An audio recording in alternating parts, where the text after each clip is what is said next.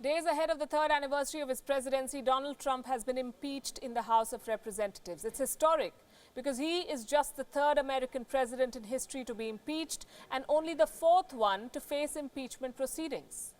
Trump faces a trial in the Senate that should be next month, and he'll most probably sail because in the Senate the Republicans have the numbers. Yet, this impeachment will be damaging. For one, it exposes the deep divisions in American society and politics. The voting was very partisan. The House voted 230 to 197 to approve the first article of impeachment. The first article charges Donald Trump with abuse of power. The second article was passed with an approval of 229 to 198. This concerns the obstruction of Congress by Donald Trump. For some, it's a sad day. For others, it's a historic day. For Trump, it really doesn't feel like impeachment. That's Donald Trump for you. The day-long impeachment debate felt like a political thriller, except that the results are not surprising. Here are the reactions from the House and from outside. I think this exercise in the House is beginning to weaponize impeachment. 1 week before Christmas, I want you to keep this in mind. When Jesus was falsely accused of treason, Pontius Pilate gave Jesus the opportunity to face his accusers. During that sham trial, Pontius Pilate afforded more rights to Jesus than the Democrats have afforded this president in this process. In America, no one is above the law. Donald J. Trump sacrificed our national security in an effort to cheat in the next election. And for that and his continued efforts to seek foreign interference in our elections, he must be impeached. Madam Speaker, I must warn you, I'm about to say something my Democratic colleagues hate to hear. Donald J. Trump is President of the United States.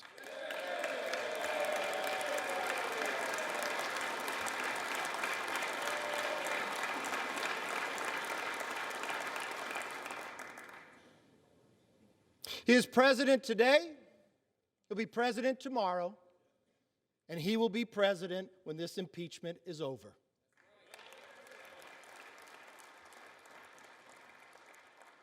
We have got to never forget that no individual in this country, certainly not the President of the United States, is above the law, is above the Constitution. By the way, it doesn't really feel like we're being impeached, do you? The country is doing better than ever before. We did nothing wrong. We did nothing wrong. And we have tremendous support in the Republican Party like we've never had before. Nobody's ever had this kind of support. And I said to Japan, look, you got to make this deal, or we're going to put a 20% tariff on the cars, and that's more money than anything we're talking about. So we have, that's all right.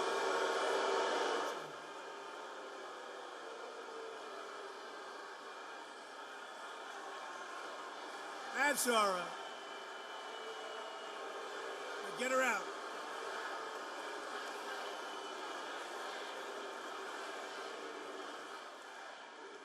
Get her out of here.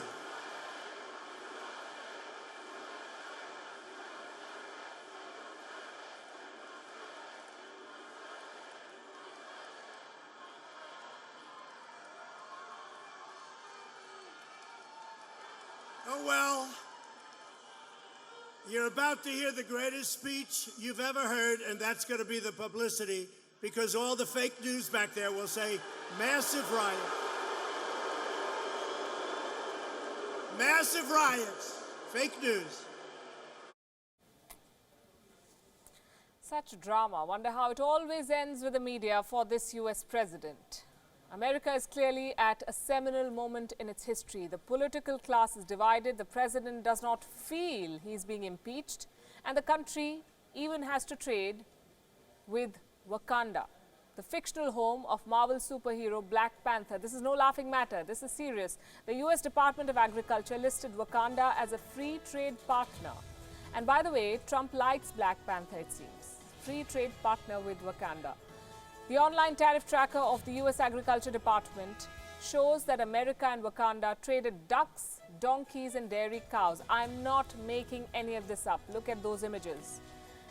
So did Black Panther and Donald Trump hold tariff talks? We'll tell you when we find out. Jokes apart, the US says that Wakanda got accidentally added to a test file for staff, which prompts another question.